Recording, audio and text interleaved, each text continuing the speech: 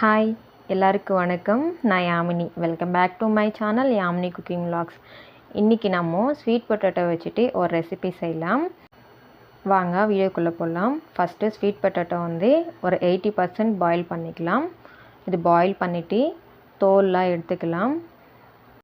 இந்த ஸ்வீட் பொட்டேட்டோனால என்ன பெனிஃபிட்ஸ் இருக்குதுன்னு பார்க்கலாம். இதில் வைட்டமின்ஸு மினரல்ஸ் நிறைய இருக்கும். வெயிட் லாஸ் பண்ணுறவங்களுக்கு இந்த ஸ்வீட் பொட்டேட்டோ ரொம்ப யூஸ்ஃபுல்லாக இருக்கும். அதனால் இந்த ஸ்வீட் பொட்டேட்டோ டெய்லி ஒன்றாச்சு சாப்பிட்ணும். நம்ம இன்றைக்கி இந்த ஸ்வீட் பொட்டேட்டோ வச்சுட்டு ஒரு குலாப் ஜாம் ரெசிபி தான் செய்ய போகிறோம்.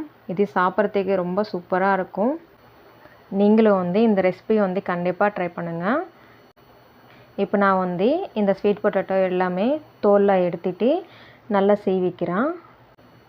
இந்த ஸ்வீட் பொட்டேட்டோ நாராக இருக்குது இல்லையா, அது குலாப் ஜாமுக்கு கரெக்டாக இருக்காது. அதனால் என்ன பண்ண போகிறோன்னா இது நல்லா சீவி எடுத்துக்கலாம். சீவும் போது இந்த நாரில் கையில் வந்துடும். இப்போ எல்லாத்தையும் நம்ம சீவி எடுத்துக்கலாம். இப்போ மைதா மாவு ஒரு 3 ஸ்பூன்ஸ். அதுக்கப்புறம் உங்கள் கிட்ட பால் பவுடர் இருந்ததுன்னா அது கூட சேர்த்துக்கலாம். அது கூட ரொம்ப டேஸ்ட்டாக இருக்கும். அதுக்கப்புறம் கொஞ்சோண்டு சால்ட்டு இதெல்லாம் சேர்த்து நம்ம சப்பாத்தி மாவு மாதிரி நல்லா பிசைஞ்சு எடுத்துக்கலாம். இப்போ நல்லா பிசைஞ்சாச்சு. இந்த மாதிரி நீங்கள் இந்த குலாப் ஜாம் நீங்கள் ரவுண்டாகவும் பண்ணிக்கலாம், இல்லை நம்ம லென்த்தாகவும் பண்ணிக்கலாம். ஜாமுன் மாதிரி நான் ஜாமுன் மாதிரி லென்த்தாக பண்ணிட்டேன். இதே மாதிரி எல்லாத்தையுமே ரெடி பண்ணிக்கலாம்.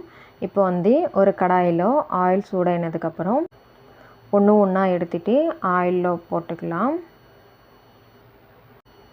இப்போ நம்ம கேஸ் மீடியம் ஃப்ளேமில் வச்சுட்டு நல்லா ஃப்ரை பண்ணிக்கலாம். உள்ளே நல்லா ஃப்ரை ஆகணும், இல்லைன்னா ஃப்ரை ஆகலைன்னா மாவாக இருக்கும். அதனால் கேஸ் மீடியம் ஃப்ளேமில் வச்சுட்டு நல்லா ஃப்ரை பண்ணால் உள்ளே கூட நல்லா ஃப்ரை ஆகிடும். இது கொஞ்சம் ஃப்ரை ஆனதுக்கப்புறம் ஒரு கரண்டி வச்சுட்டு இன்னொரு சைடு திருப்பிக்கலாம். இது நல்லா கோல்டன் கலரில் வர வரைக்கும் நம்ம ஃப்ரை பண்ணிக்கலாம். நம்ம கேஸ் மீடியம் ஃப்ளேமில் வச்சுட்டு தான் நம்ம ஃப்ரை பண்ணிக்கணும், இல்லைன்னா உள்ளே பாயில் ஆகாது, மாவு மாதிரி இருக்கும். இப்போ பார்த்தோன்னா குலாப் ஜாம் நல்லா ஃப்ரை ஆயிடுச்சு. அதுக்கப்புறம் ஜீரகம் ரெடி பண்ணிக்கலாம். நான் ஒரு கப்பு சுகருக்கு ஒரு கப்பு தண்ணி எடுத்துட்டேன். அதில் ஒரு ஏலக்காய் தட்டி போட்டேன். அதுக்கப்புறம் நம்ம ஃப்ரை பண்ண குலாப் ஜாம் எல்லாமே எடுத்துகிட்டு இந்த ஜீராவில் போட்டுக்கலாம். இது ஒரு 2 hours அப்படியே வச்சுக்கலாம். அவ்வளோதாங்க, நம்ம sweet potato gulab jam ready ஆயிடுச்சு. இப்போது கட் பண்ணி பார்க்கலாம். உள்ளே நல்லா சாஃப்டாக ஜூஸியாக இருக்குது. தேங்க்யூ ஃபார் வாட்சிங். Please subscribe to my channel. Like and share, comment பண்ணுங்கள்.